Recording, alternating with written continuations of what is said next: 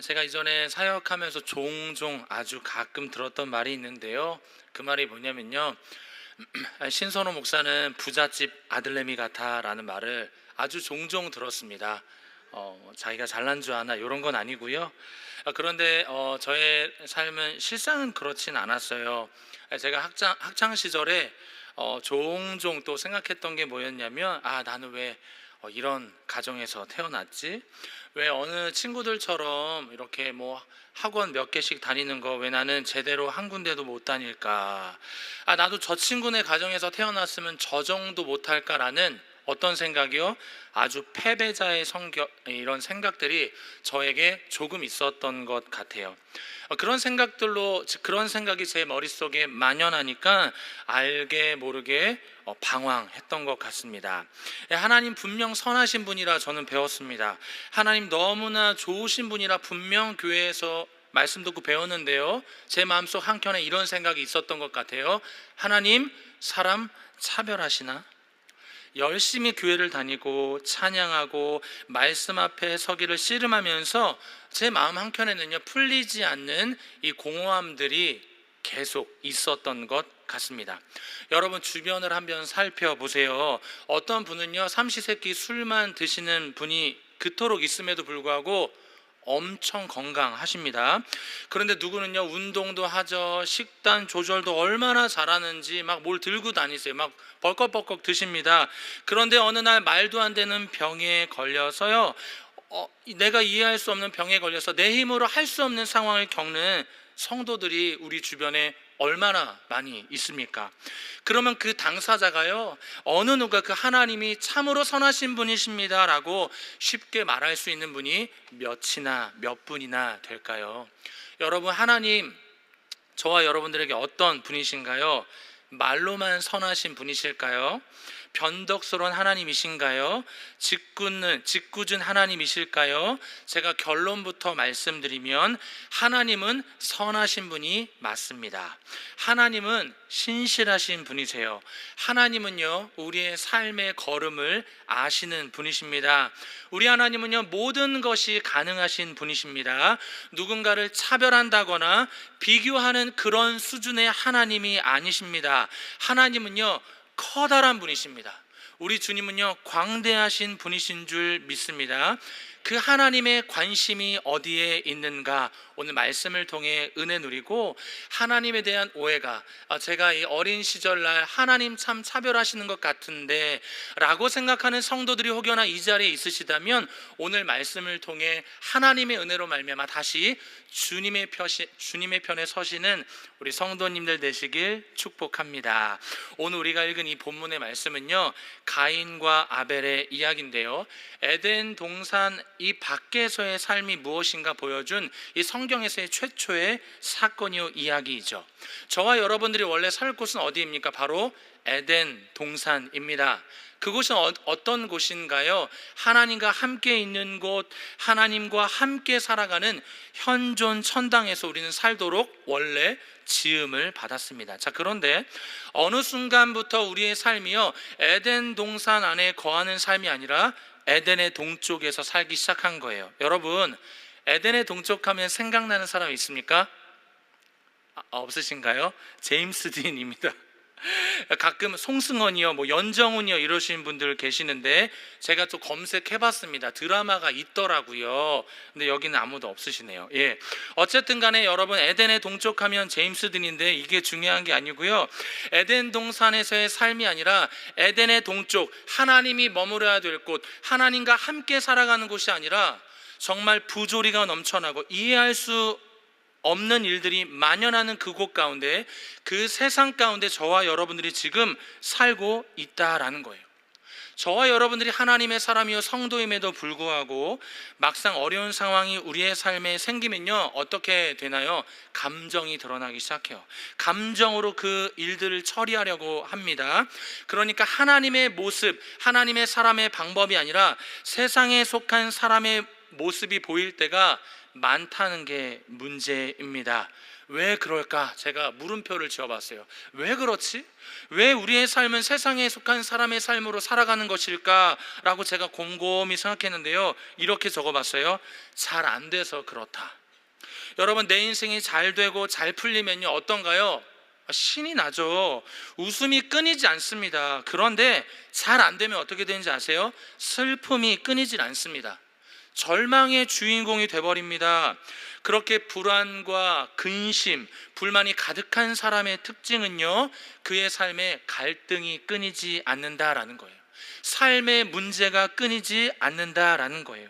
오늘 말씀은요, 사실은 이 큰아들과 작은 아들 사이의 갈등의 문제가 아니라 큰 아들이었던 가인과 하나님이 빚어낸 이 갈등의 사건, 그 이야기입니다. 우리가 알다시피 어느 날 이 두 아들이요, 하나님께 예배하러 왔습니다. 예물을 들고 말이죠.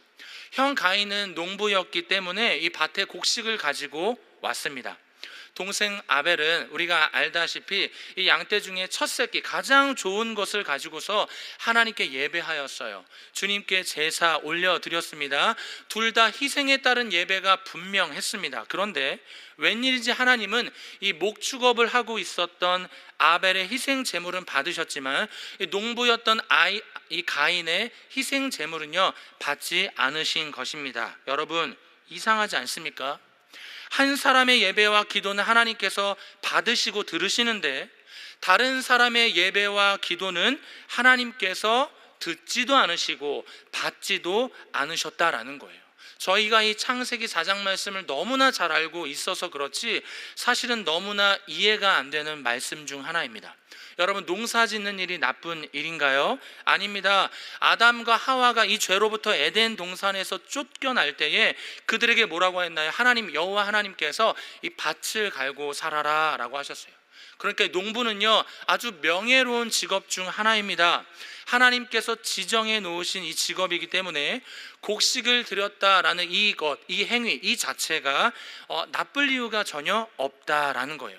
반면에 아벨의 제사는 피의 제사였고 양의 첫 새끼를 드렸던 이 제사였기 때문에 그렇기 때문에 가인의 제사, 제물은 받지 않으시고 아벨의 제사, 제물만 받으셨다라는 말, 이것도 이해되지 않습니다. 그러나 우리가 너무나 잘 알고 있는 것 한 가지 분명한 사실이 있는데요, 가인의 예배와 기도는 하나님이 받지 않으셨다라는 것이고 아벨의 예배와 기도는 하나님이 들으셨다라는 겁니다.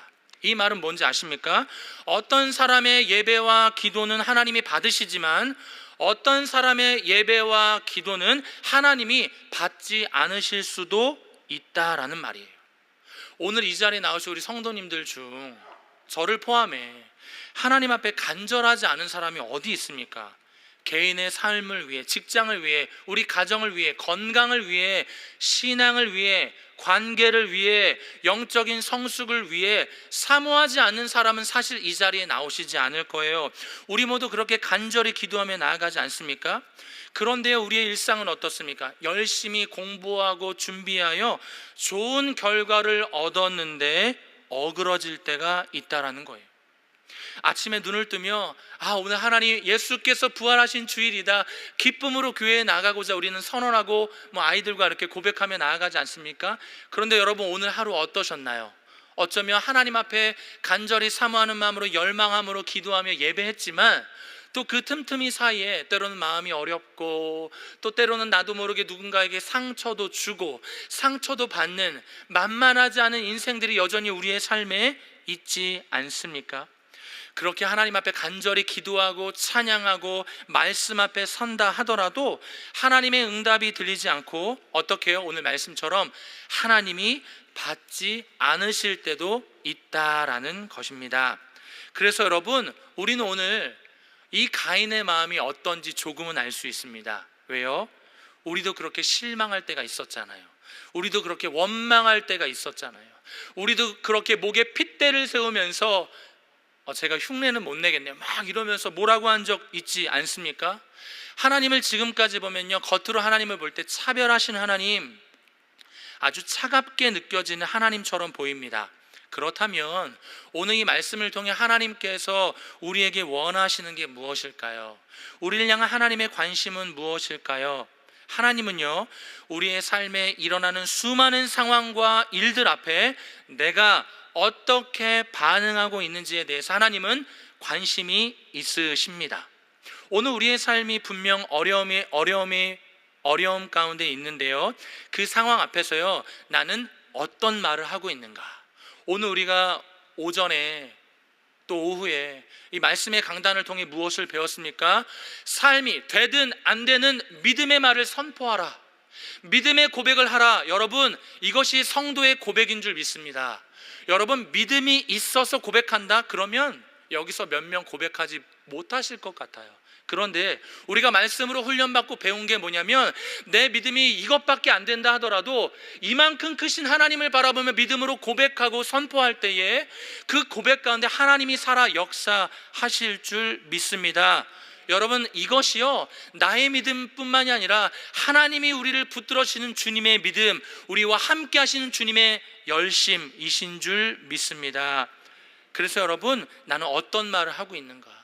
나는 그 어려움 가운데 어떻게 반응하고 행동하고 있는가? 주님이요, 그것을 보고 계시다라는 거예요.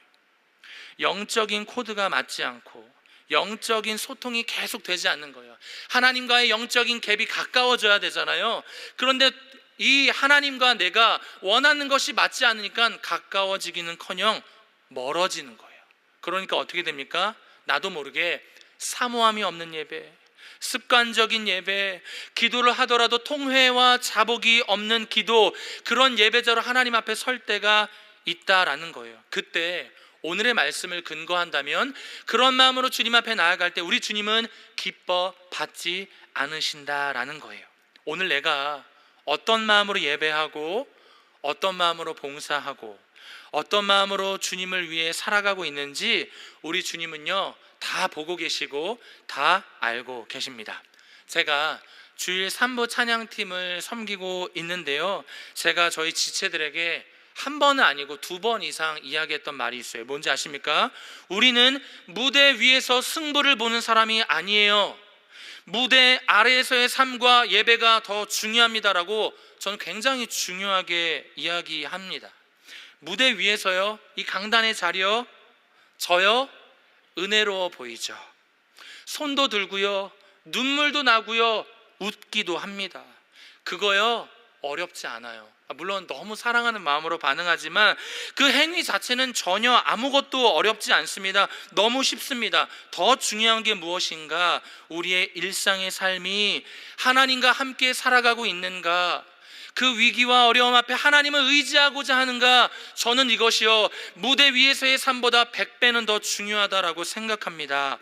그러니까요, 내가 어느 자리에 있든 높든 낮든 어디에 있는지가 중요한 게 아닙니다. 어떤 위치에 있는 게 중요한 것이 아니라 내가 가진 것이 하나도 없어도 예수님을 가지면, 예수님을 품으면 다 가진 것이라고 생각하는 그렇게 살아가는 사람이 더 위대한 하나님의 사람인 줄 믿습니다. 조금만 아무것도 아닌데 작은 상처에 저 목사님 또 상처받았어요, 저 교회 옮길 거예요, 저 사람은 왜 저런지 모르겠어요. 제가요 오늘도 들었어요. 들었다 하는 겁니다. 쑥떡 저 사람만 봐도 쑥떡.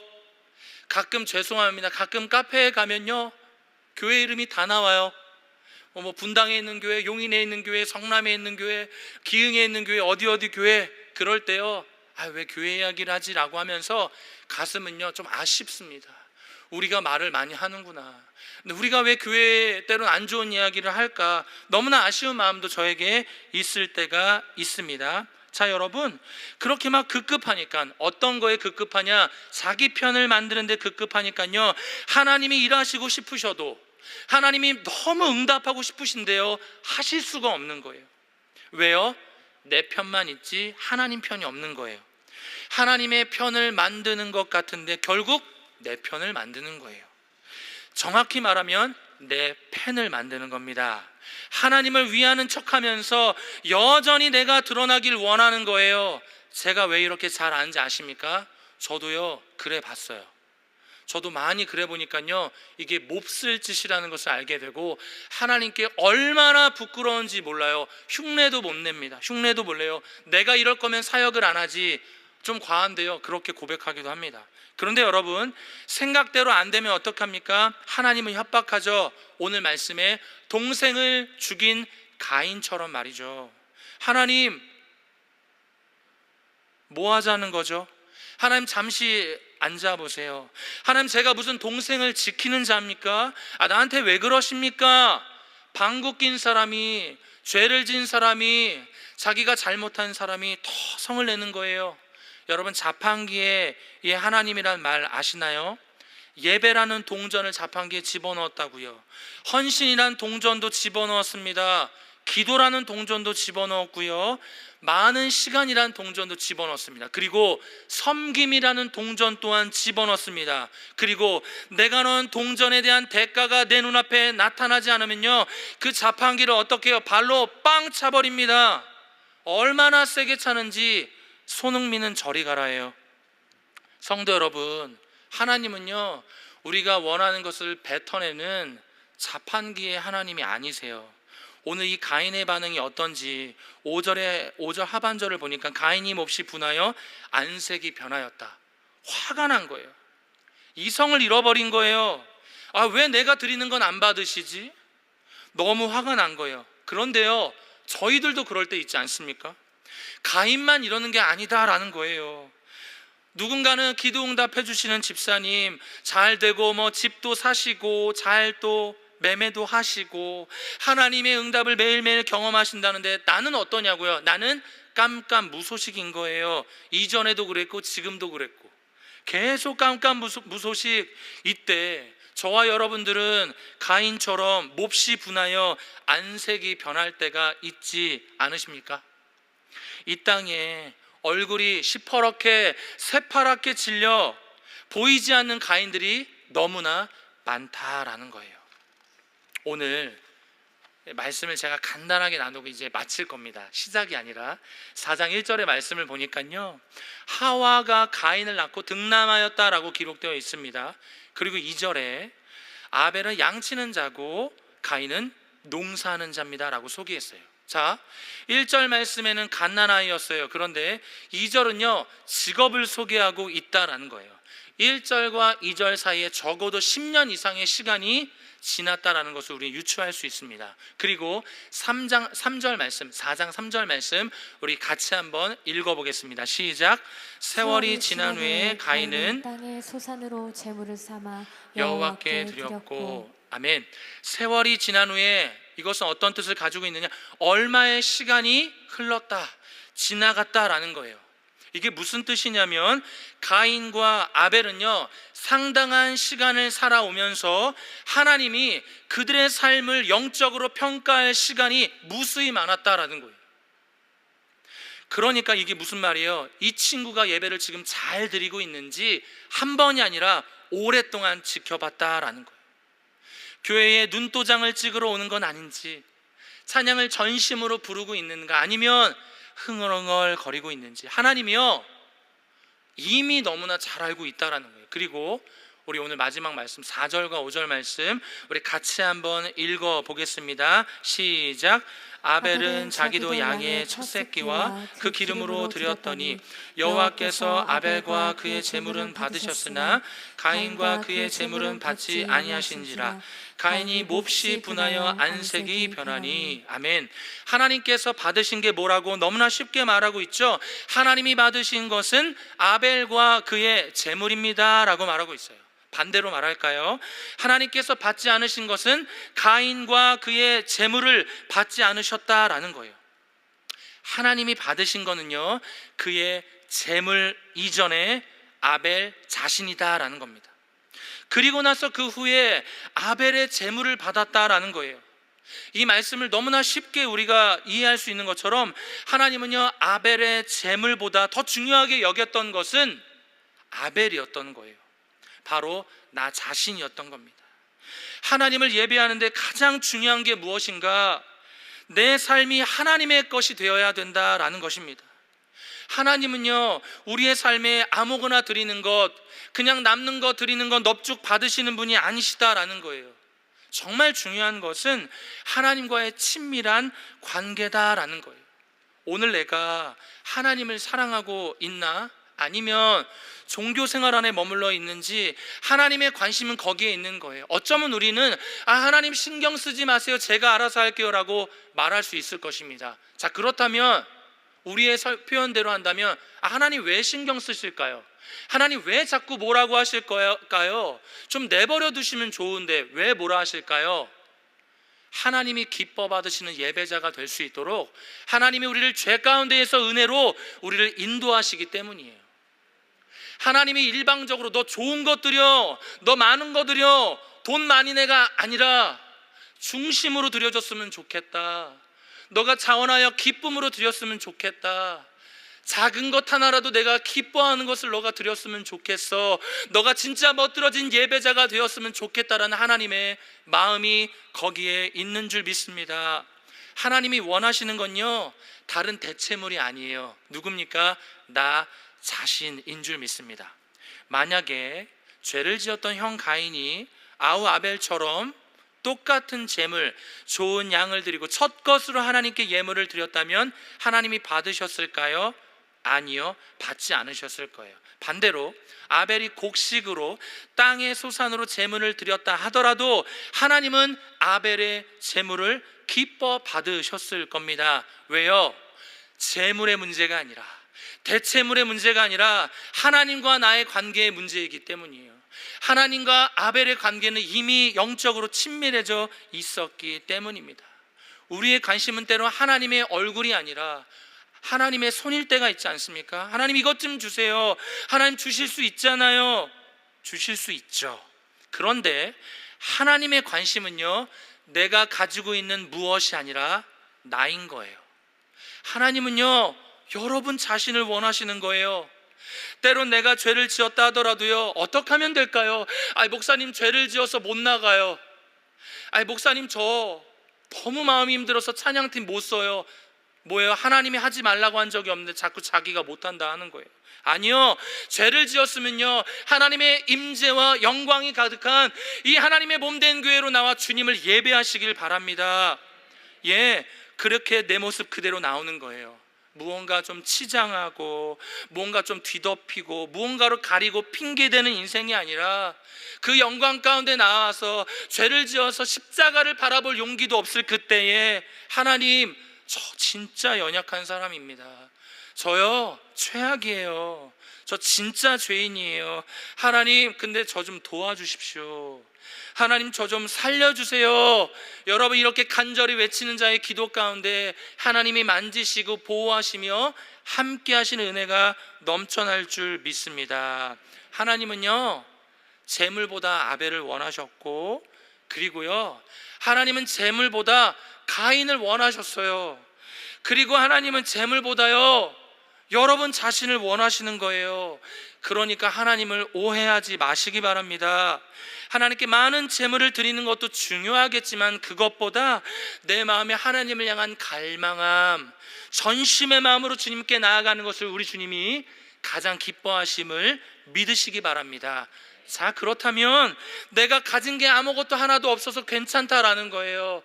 저는요 목사님 헌금이요 많지 않아요. 너무 적어요. 적으면 어때요? 그 주일 못 내면 어때요? 내 마음이 예물인데요, 내 삶이 재물인데요. 하나님, 저요 이거 주님께 드릴 거 없지만 저를 드리겠습니다, 예배자로 헌신하겠습니다라는 그 고백, 주님이 재물보다 기쁘게 받으실 줄 믿습니다. 나에게 말씀을 마칠게요.